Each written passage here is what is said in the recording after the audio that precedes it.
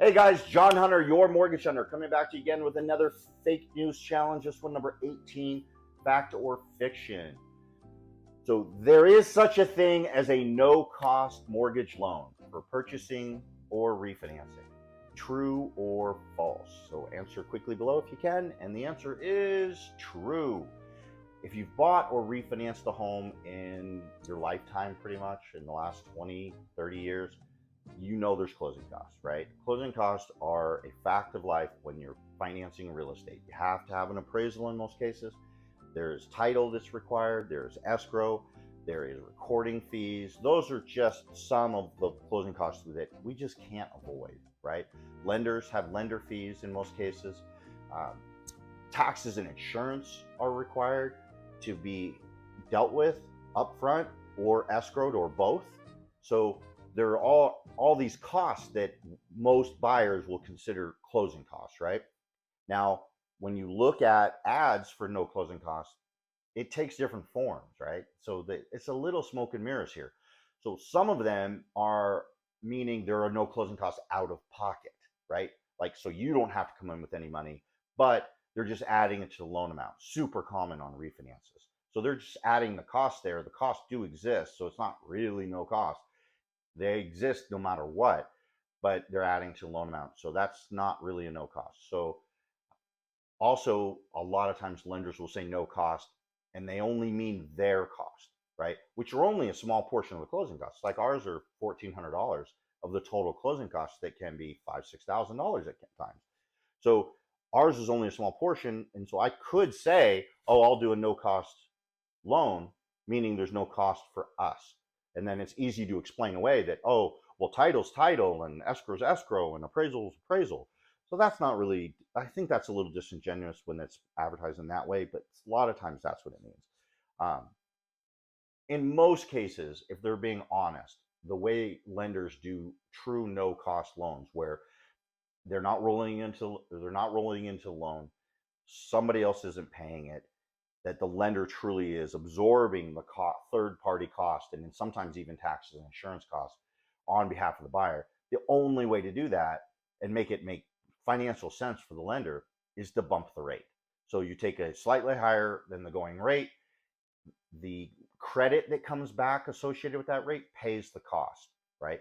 That's pretty much how it works. It's the opposite of points. So if you're familiar with buying a rate down, right, paying points to get a lower rate, well, it goes the other way too. If you go up in rate, very often you'll get points back as a credit. And that's exactly how it's done. So, and here's the thing is a lot of people were like, well, I don't want to take a higher rate, right? I don't want to pay more and have the closing costs paid. I want to get the lowest payment.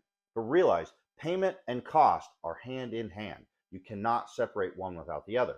Why would you pay $10,000 to have, say, $1,000 payment versus paying $2,000 and having a $1,100 payment? Because in most cases, that's what we're looking at. We're not looking at like thousands of dollars difference per month. Sometimes it's tens of dollars or maybe $100 difference in payment, but it'll eliminate thousands of dollars in costs. For example, if you had a scenario where you bump the rate to pay, say, $6,000 in cost, but it only goes up $100 a month, right? That's 60 months that it's eliminating a recoup. So $100 a month times 60 months is $6,000. So if you didn't do a no cost refinance in that situation and you refinanced or sold before the 5 year mark, you've lost money. You are behind the eight ball. That's the kicker with no cost is what is your plan? Are you retiring in a couple of years? Are the rates going to drop significantly? Which right now, everybody knows they are 12 to 18 months. So are the rates going down? Are your life situation changing? Are you going to have a baby and need a bigger house? Are you retiring? You're downsizing. A million things get in the way. Real life actually gets in the way a ton. Running hypothetical scenarios for financials sounds great, but if you don't factor in real life variables, it's all for naught. I can't tell you how many times I've seen people come to me and they demand they want to buy down the rate. They want a lower rate, have to have this lower rate, willing to pay points for it. They'll pay $10,000, $15,000 extra to get $100, $200 lower payment, right? And then they're back in 12 to 24 months buying another place or refinancing, and they just lost 10 grand out the window to have a lower rate temporarily, which really didn't save them that much money. So no cost refinances can make a ton of sense, but you just have to know what you're getting into. It's a trade-off, right? Rate versus cost. One scenario that I see that it makes a ton of sense is down payment assistance. People that want to go zero down and very often need the seller's help with closing costs because they just don't have the money. There are some down payment scenarios where we can get a credit for the down payment, not a credit necessarily, but like a grant for the down payment, and a big enough grant to pay some or most of the closing costs where you really don't need much from the seller or from the buyer. Those scenarios make a ton of sense because even if you did a slightly lower grant, you're probably going to refinance off the grant program within 24 months anyway. So it just makes a little bit more sense in that scenario, given this environment too, where purchases, we're real heavy on purchases.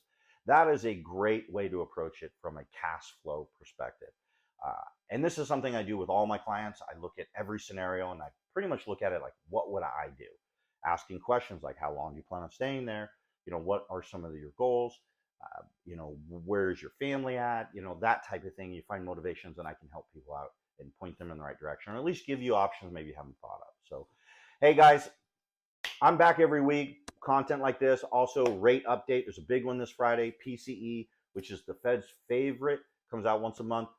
Personal consumption expenditure is Friday. The market is already anticipating this as a potential market mover. Hopefully it comes in where it shows inflation is tame or even slowing down. And if it does, the talk of a September cut is going to be even get hotter. Right now, they're pricing in more than a 50% chance of it.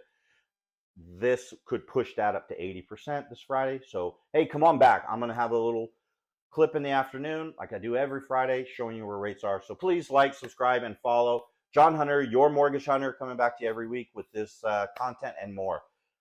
Have a great weekend. Bye-bye.